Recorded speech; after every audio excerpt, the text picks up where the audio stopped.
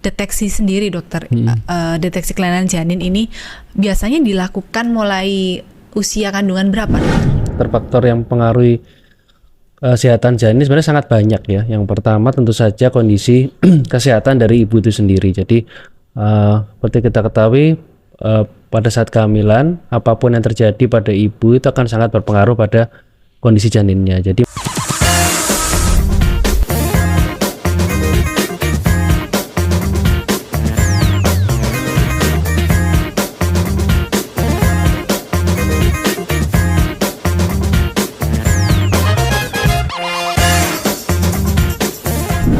Halo Ayah Bunda, selamat siang. Apa kabar? Semoga Ayah Bunda tercinta selalu dalam keadaan sehat.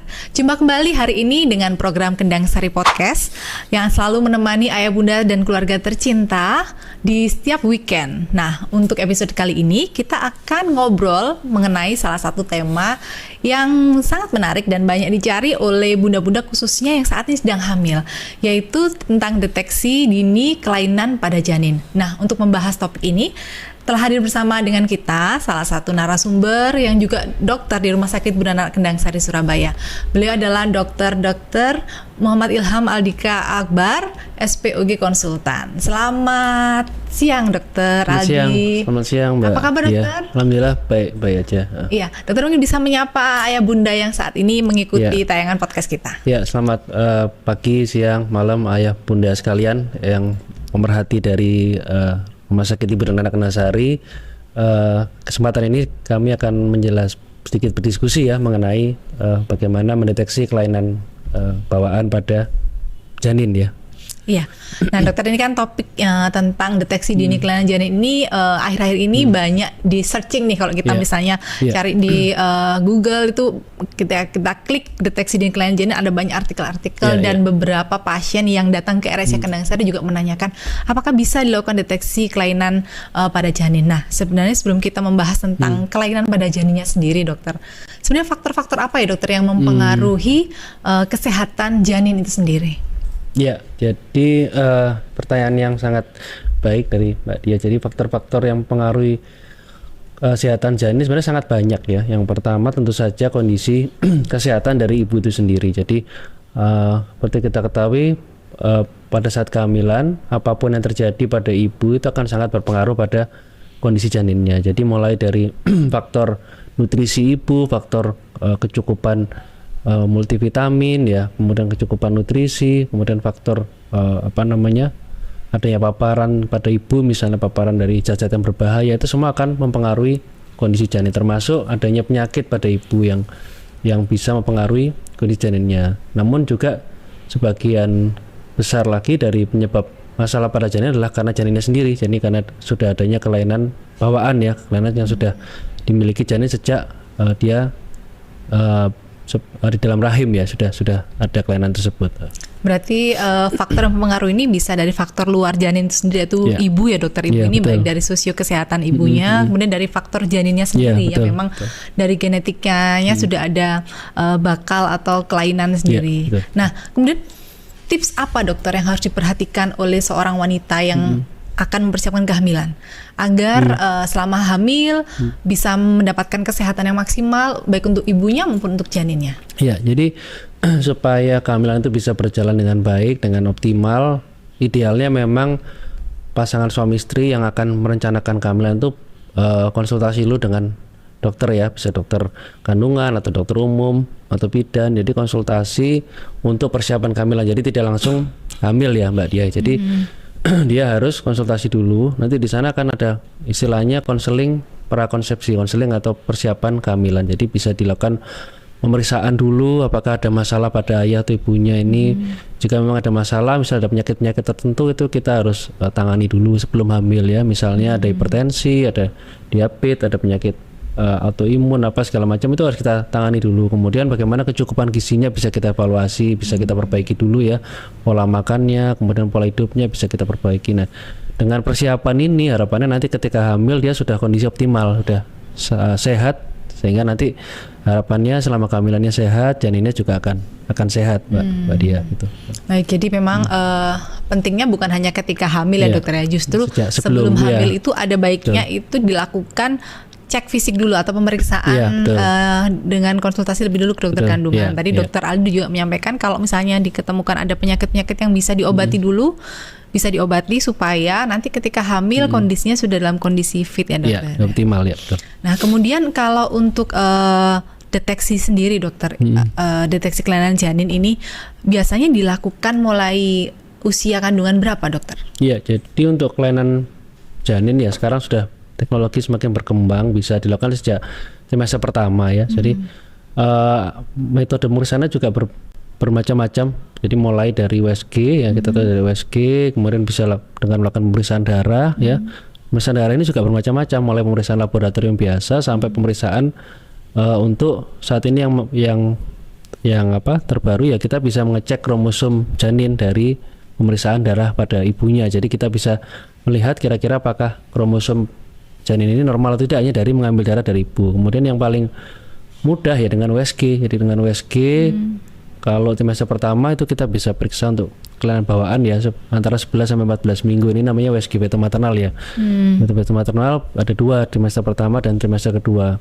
Trimester kedua untuk melihat lebih detail itu kira-kira pada usia 20 sampai 24 minggu. Nanti kita lakukan USG feto-maternal, itu benar-benar mengecek kondisi organ ya, organ dalam janin itu semua benar-benar normal kita lihat pada trimester 2. Dan kemudian ada juga yang baru tadi yang pemeriksaan kromosom tadi namanya NIPT ya, NIPT namanya istilahnya itu. Kita sejak trimester pertama juga udah bisa ngecek itu. Jadi diambil darah ibunya bisa sangat lengkap sekali itu juga ngecek apakah ada kelainan-kelainan kromosom ya, seperti Down syndrome ya yang paling sering, Patau syndrome, Edwards syndrome dan lain sebagainya, itu bisa kita cek sejak awal, dan itu lebih simple ya. Tapi itu semua masih dalam istilahnya masih screening ya Mbak Dia. Untuk memastikan itu memang harus dengan nanti mengambil cairan ketuban. Kalau memang kita curiga ada kelainan bawaan, apakah ada kelainan kromosom, untuk memastikannya harus mengambil cairan ketuban janinnya ya dengan cara menusukkan jarum kecil ya, tipis panjang gitu ke perut ibu, kita ambil cairan ketuban, kita periksa kromosom, itu yang diagnosis pasti untuk cacatan bawaan itu ya. Gitu. Berarti kalau yang tindakan yang tadi dengan mengambil cairan ketuban itu setelah hasil pemeriksaan darahnya memang terindikasi ada kelainan ya dokter ya. Jadi tidak semua ibu ya dokter ya menjalani pemeriksaan seperti itu. Nah kalau untuk deteksi sendiri, apakah seorang wanita harus USG dan cek lab dokter, atau cukup dengan USG saja, atau cukup dengan cek lab saja untuk melakukan deteksi kelainan janin ini, atau memang idealnya harus dua-duanya? Oke, jadi ini bagian dari ANC ya, antenatal care, pemeriksaan kebidanan ya. Jadi misalnya kebidanan ya sebenarnya harus dikerjakan semua. Jadi mulai pemeriksaan laboratorium itu sejak pertama kali datang harus dilakukan pemeriksaan laboratorium, mulai darah lengkap, kemudian triple eliminasi ya, HIV, hepatitis. Ini yang wajib ya. HIV, hepatitis, sifilis, kemudian pemeriksaan kencing, nanti bersama gula darah. Itu yang minimal sekali wajib. Dan USG juga wajib ya, minimal sebenarnya cuman 3-4 kali aja kalau yang paling minim ya. Minimal ya. Trimester pertama sekali, kedua sekali, ketiga 2 kali. Itu yang paling minim. Tapi kalau mau moms atau ayah ibu mau lebih bagus ya biasanya kan dia tiap bulan USG itu tidak ada masalah, Kalau memang untuk mengecek kondisi janinnya ya lebih optimal. Tapi jadi semuanya perlu dilakukan Mbak Dia.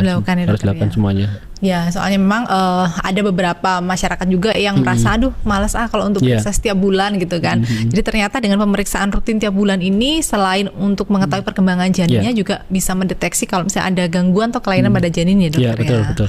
Nah, dokter tentang USG tadi kan dokter sampaikan minimal 4 kali ya dokter. Nah, sempat saya pernah mendengar, nggak tahu ini mitos atau fakta ya dokter, nggak boleh sering-sering di USG nanti ada pengaruh radiasinya atau bagaimana. Ini sebenarnya mitos atau fakta dokter? Ya, jadi sampai sejauh ini penelitian yang sudah ada itu menunjukkan bahwa USG itu aman karena USG itu adalah berasal dari gelombang suara. Dia menggunakan gelombang suara, dia bukan gelombang listrik ya, gelombang radiasi ya, yang sinar X itu kan yang berbahaya kan radiasi sinar X ya.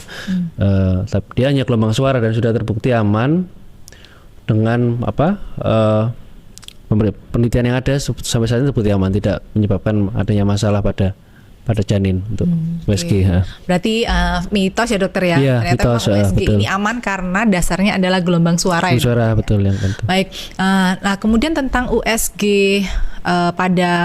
untuk kepentingan screening janin ya dokter.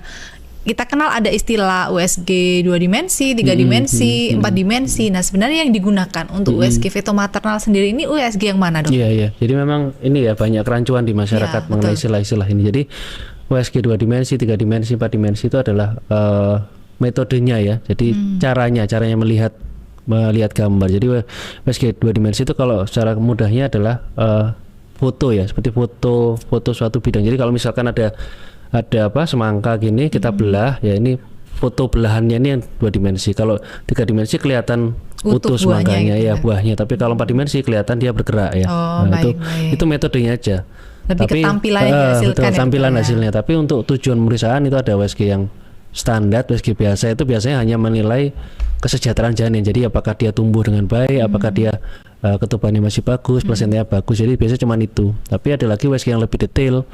Istilahnya macam-macam, tapi kita populerkan dengan istilah USG feto maternal ya, karena biasanya yang mengerjakan adalah subspesialis feto maternal. Jadi bisa USG feto maternal, USG anatomi, ya USG detail. Intinya itu melihat secara detail organ dalamnya, organ dalam dan organ luar juga semuanya. Jadi apakah ada kelainan apa enggak, intinya seperti itu, anatomi. Dan itu menggunakan semua modalitas tadi, 2D, 3D, 4D dipakai semua untuk ngecek jadi untuk mengecek normal enggaknya organ janin. Gitu.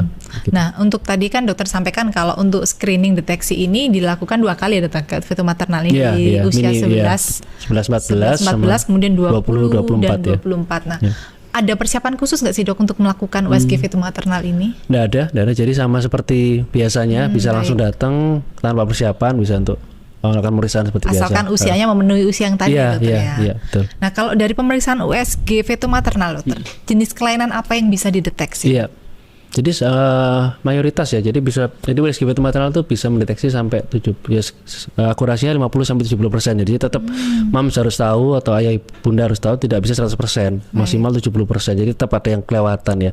Tapi yang bisa kita lihat, insya Allah kelainan-kelainan yang berat itu akan kelihatan ya. Jadi apapun itu, dari mulai kelainan di kepala, otak, jantung ya, usus segala macam ya, di mana namanya, di tangan, kaki, apapun itu kita yang istilahnya organ-organ yang vital itu insya Allah bisa kelihatan. Mungkin kadang bisa kelewatan juga ya beberapa kelainan-kelainan yang minor, yang kecil ya, misalnya kayak jumlah jari ada kelebihan atau ada bentuknya ini mungkin bisa kelewatan. Tapi insya Allah yang organ-organ besar itu kita perhatikan sekali. Jadi harapannya nggak terlewat ya organ vital itu. Ya.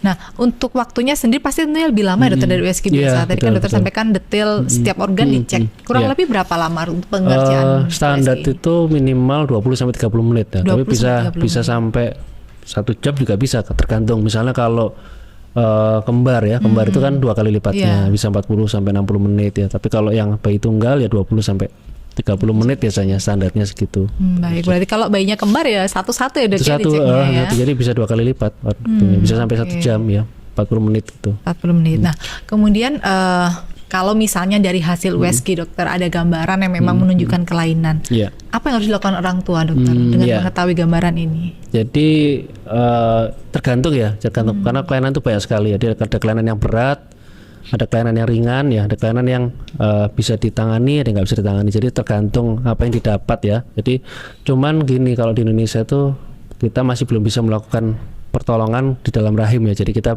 baru bisa melakukan tindakan atau pertolongan itu setelah bayi dilahirkan. Jadi kalau di luar negeri ada beberapa tindakan yang bisa dilakukan ya di dalam rahim. Tapi kita belum ke sana, masih teknologinya belum sampai ke sana. Tapi kita paling nggak kita mempersiapkan mental ibunya, kemudian kita mempersiapkan juga tempat lokasi untuk lahirannya. Jadi misalnya dia ada masalah, kita harus mencarikan tempat rumah sakit yang bisa menangani ketika lahir. Ya, jangan sampai dia lahir di tempat yang tidak ada fasilitas yang memadai seperti itu. Itu kan pasti akan lebih buruk ya. Outcome luarannya untuk baik. Jadi untuk bunda-bunda ternyata dengan melakukan screening ini bukan malah sebenarnya membuat orang tua takut kalau ada kelainan. Justru dengan kita mengetahui misalnya ada kelainan, kita jadi tahu apa yang harus dilakukan. Nih tadi dokter sampaikan kita harus melahirkan di mana, karena kalau fasilitas kesehatannya tidak lengkap untuk mendukung persalinan dengan kelainan tersebut akan juga resikonya lebih fatal ya dokter ya. Selain itu juga bisa untuk persiapan biaya juga ya dokter ya, mengetahui gambaran treatmentnya atau kebutuhannya seperti ini bisa dipersiapkan jauh-jauh hari. Dan yang penting ya persiapan mental juga ya Mbak Dia ya. Jadi kalau memang dia sejak awal udah tahu misalnya anaknya ada kelainan Down syndrome atau apa, dia sudah prepare secara mental ya, meskipun berat ya. Betul. Dan keluarga mental, juga mungkin bisa keluarga jadi sudah prepare ya, sudah bisa tahu apa yang akan dilakukan nanti setelah lahir. Beda kan kalau misalnya nggak tahu apa-apa, seneng-senengnya ketika lahir kaget ya, ketika Iya. ternyata bayinya ada masalah gitu kan, itu pasti berat sekali nanti untuk ibunya ya. Untuk psikologis ibunya Iya, khususnya, psikologisnya Dok, ya. betul. Nah, kalau ini tentang USG. Kalau untuk yang tadi dokter sampaikan NIPT atau pemeriksaan darah ini jenis kelainan apa saja dokter yang bisa diketahui? Iya, ini bisa sangat banyak ya, bisa kelainan kromosom, bisa kelainan yang genetik lain yang gangguan genetik lain itu bisa banyak sekali, tapi yang terutama kan sebenarnya tiga besar itu kelainan kromosom yang paling banyak kan Down syndrome, Edwards syndrome, atau sindrom 3 itu. Tapi nanti moms bisa memilih NIPT yang lebih lengkap, jadi bisa sampai ada puluhan kelainan yang bisa dicek ya. Banyak sekali yang bisa dicek itu, jadi lebih bagus kalau misalnya memang ada berisiko gitu, melakukan pemeriksaan itu lebih bagus. Nah, kalau NIPT ini harus dengan surat rujukan dokter atau pasien ini boleh inisiatif sendiri Biasanya ke dengan laboratorium seperti itu? dengan rujukan ya, dari kita berikan surat rujukan dengan indikasinya apa gitu, baru ya lebih enak ya. Nah, jadi buat Bunda, kalau untuk pemeriksaan yang tidak perlu persiapan khusus adalah dengan USG dokter ya. Nanti selanjutnya kalau misalnya mau pemeriksaan NIPT biasanya perlu rujukan atau mungkin hal yang lebih spesifik lagi untuk pemeriksaannya dokter, karena iya, tadi betul. dokter juga menyampaikan jenis pemeriksaannya banyak ya dok ya. Banyak sekali, lebih lengkap sekali. Nah, dari tadi kan kita berdiskusi tentang upaya melakukan screeningnya ya dokter ya. Iya, betul. Tapi sebenarnya kondisi kelainan janin ini apakah bisa dicegah ya dokter?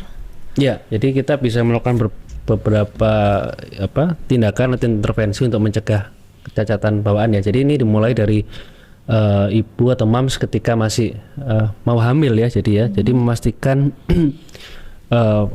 pasangan suami istri itu memiliki diet yang sehat ya. Jadi sejak awal itu kita harus belajar untuk diet yang sehat, pola hidup yang sehat ya. Diet sehat itu kita tahu ya, saat ini kan susah ya Mbak dia. Makanan-makanan yang berada di sekitar kita tuh kan lebih banyak nggak sehat ya.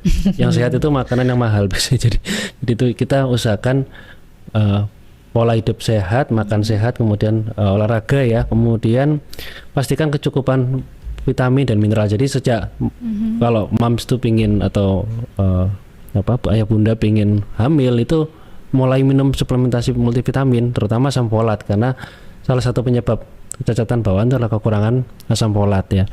Kemudian tentu saja hindari zat-zat berbahaya ya, merokok ya, baik pasif maupun aktif ya. Jadi kalau pingin hamil ya ayahnya jangan merokok di dekat istrinya ya. Alkohol ya jangan, ini otomatis ya. Kemudian zat-zat berbahaya, zat-zat kimia di sekitar kita itu juga bisa menyebabkan kecacatan bawaan loh. Jadi kayak ya zat-zat kimia sekitar kita yang kita nggak tahu, kemudian radiasi, sinar X kayak gitu yang di lingkungan kerja, kemudian mengontrol penyakit ya, misalnya ada diabetes, ada hipertensi, dikontrol dulu sampai misalnya gula darah normal baru hamil, atau misalnya ada lupus ya, itu kan banyak juga, kontrol dulu sampai bagus baru normal. Kemudian hindari obat-obatan ya, obat-obatan bebas itu obat bebas tanpa konsultasi dokter hindari, karena ada obat-obatan yang berbahaya untuk janinnya. Kemudian vaksin juga penting, vaksinasi itu dilengkapi vaksinnya, karena bisa juga kecacatan bawaan karena infeksi ya, infeksi juga bisa. Kalau ibunya belum vaksin, terinfeksi pas hamil bisa kecacatan bawaan. Vaksin apa dokter biasanya kalau untuk ibu hamil? Semua ya, kalau ibu hamil, kalau sebelum hamil dilengkapi semua, kalau bisa dilengkapi semua ya. Vaksin-vaksin dasar yang dasar itu waktu harusnya betul, diberikan waktu anak-anak itu berarti ya. harus dilengkapi juga. Kalau waktu hamil ya paling TDP itu, tetanus, difteri, pertusis, kemudian hepatitis ya, atau vaksin influenza. Kalau di luar negeri kan flu-nya kan berat ya. Kemudian screening infeksi ya, jadi pas mau hamil screen dulu infeksi, ada rubella, ada toksoplasma, ada segala macam, itu bisa bikin juga kecacatan bawaan. Kalau misalnya ada itu diobati dulu sama. Jadi prinsipnya dicari dulu masalahnya sebelum hamil, baru diobati, baru hamil. Itu sangat-sangat signifikan untuk mencegah kecacatan bawaan pada janinnya Mbak Dia. Jadi ini salah satu fungsi yang tadi ya dokter ya, konseling prakonsepsi. Ya, konseling itu kuncinya ya. memang di situ. Baik, nah dokter mungkin enggak ya ketika di awal-awal kehamilan sampai usia berapa gitu kondisinya sehat, tapi tiba-tiba pada pertengahan kehamilan ada kondisi yang menyebabkan kelainan pada janin. Apakah kondisi ini mungkin? Bisa banyak juga kelainan-kelainan yang baru muncul pada trimester 2 atau 3 banyak juga. Memang bukan sejak awal memang belum terlihat ya, tapi dia dengan berjalannya waktu itu bertambah berat sehingga baru kelihatan pada trimester 2 atau 3. Banyak, cukup banyak ya. Misalnya kelainan pada usus biasanya, atau kelainan pada kepala, hidrosefalus itu bisa muncul pas akhir-akhir juga bisa gitu. Berarti itu bukan yang tiba-tiba ya dok ya? Bukan, proses yang berjalan. Cuman kita belum terlihat karena masih masih usianya kecil, masih itu, sedikit gitu loh. Jadi kan khawatirnya ini mungkin banyak juga yang merasa loh awal-awal kan saya tidak ada masalah kehamilan, tapi kenapa menjelang persalinan kok ada masalah? Ternyata memang bukan hal yang tiba-tiba terjadi ya dokter ya. Tentu ada pencetus atau pemicunya. Prosesnya. Ada prosesnya. Makanya pentingnya itu untuk pemeriksaan secara rutin kan itu di situ.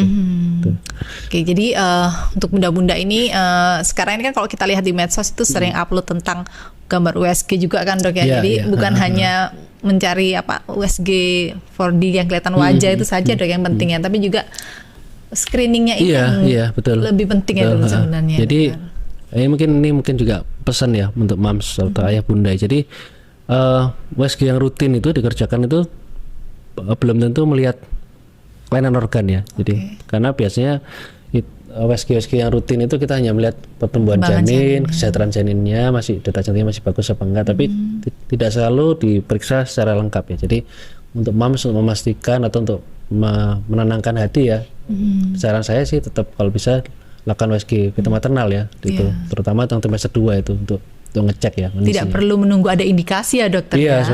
Sebenarnya sih lebih bagus gitu. Tanpa indikasi nggak apa-apa. Nah, kalau pasien-pasien kita kan sering kali datang, saya mau 4D gitu kan. 4D, nah 4D ini yang dimaksud beberapa masyarakat itu kan karena melihat wajah gitu betul, ya dokter ya. Nah, sedangkan kalau yang feto maternal ini yang untuk melihat screening janin. Jadi ini yang tadi di awal sering dokter sampaikan yang pengertiannya itu ya dokter ya. Betul. Jadi untuk ayah bunda jangan keliru nih kalau misalnya datang ke fasilitas kesehatan, kalau mau screening mungkin langsung sebut aja USG feto atau USG screening ya dokter ya. Betul. Kalau misalnya USG 4D ini tadi dokter sampaikan tampilannya bergerak, jadi sebenarnya bukan hanya wajah yang bisa dilihat dokter ya. Berarti organ lain juga tapi bisa. Cuman 4D itu kan cuman bagian luar aja. Bagian dalam kan nggak terlihat. Kalau kita pengen lihat bagian dalam tetap pakai 2 dimensi. 2 dimensi. Oke. Kenapa dokter usianya dibatasi sampai dengan 24 minggu? Iya, itu karena yang paling optimal ya. Paling optimal untuk kita bisa melihat. Jadi janinnya tidak terlalu kecil, tidak terlalu besar. Karena kalau terlalu kecil, terlalu besar itu akan sulit untuk melakukan pemeriksaan. Kalau terlalu kecil jelas saja nggak kelihatan, organnya belum keluar. Tapi kalau ketika terlalu besar itu sudah penuh ya di rahim itu dia mengenai jadi sehingga dia sulit untuk bergerak. Jadi kita kalau dia posisinya nggak bagus nggak akan terlihat apa-apa gitu. Kalau dia masih kecil kan kita bisa manuver ya untuk melihat itu dari sisi samping atau sisi satunya. Oke, nah misalnya nih hari ini ada bunda yang sedang hamil tapi kehamilannya sudah lewat usia untuk feto maternal, apa yang harus dilakukan dokter? Ya sebenarnya gini, tetap bisa dilakukan, cuman semakin besar itu semakin turun akurasinya. Jadi kemungkinan untuk miss-nya atau kemungkinan untuk ada kelewatan suatu kelainan itu lebih besar gitu yang harus dipahami mams. Jadi tetap aja bisa dicek, tapi akurasinya jadi turun gitu. Berarti lebih ke akurasinya gitu. Akurasinya menjadi lebih turun. Apakah disarankan untuk melakukan screening dari darah atau NIPT itu kalau misalnya sudah kalau nggak ada indikasi nggak perlu sebenarnya. Oh, nggak perlu ya dokter ya, baik. Tetap USG feto nggak apa-apa, tapi itu tadi harap dipahami bahwa risikonya kemungkinan melesetnya lebih besar gitu. Oke. Terima kasih nih dokter. Dokter sebelum kita mengakhiri sesi siang hari ini, mungkin ada pesan khusus yang ingin disampaikan lagi untuk bunda-bunda yang sedang hamil saat ini. Jadi untuk mams yang sedang hamil, kalau bisa lakukan pemeriksaan janin secara lengkap ya. Jadi mulai dari pemeriksaan laboratorium, pemeriksaan USG feto maternal ya, dan NIPT mungkin kalau diperlukan. Ini untuk memastikan bahwa kondisi janinnya itu benar-benar bagus dan normal ya, seperti itu. Oke, nah untuk bunda-bunda yang saat ini sedang hamil dan mungkin sedang merencanakan kehamilan, nah kalau sedang merencanakan kehamilan jangan lupa ketemu dulu dengan dokter OB-GYN-nya untuk cek secara keseluruhan apakah ada kondisi kesehatan yang harus diperbaiki dulu supaya nanti kehamilannya jadi lebih optimal. Nah, kalau yang sudah hamil jangan lupa untuk melakukan USG feto maternal. Layanan USG feto maternal bisa didapatkan di Rumah Sakit Berdana Anak Kendang Sari Surabaya. Ayah bunda bisa menghubungi layanan pelanggan kami untuk mendapatkan informasi selengkapnya. Nah, kalau bunda-bunda juga ada pertanyaan nih, boleh ditulis di kolom komentar, nanti kita akan jawab. Nanti mungkin kalau ada pertanyaan yang terkait medis nanti bisa dibantu Dokter Aldi untuk menjawab di sana. Baik, terima kasih sudah meluangkan waktu untuk menyaksikan Kendang Sari Podcast dalam episode Deteksi Dini Kelainan Janin. Semoga informasi yang dihadirkan ini bisa bermanfaat untuk Bunda dan keluarga. Kami mohon maaf kalau ada hal yang kurang berkenan selama acara ini berlangsung. Terima kasih Ayah Bunda tercinta, sampai jumpa lagi.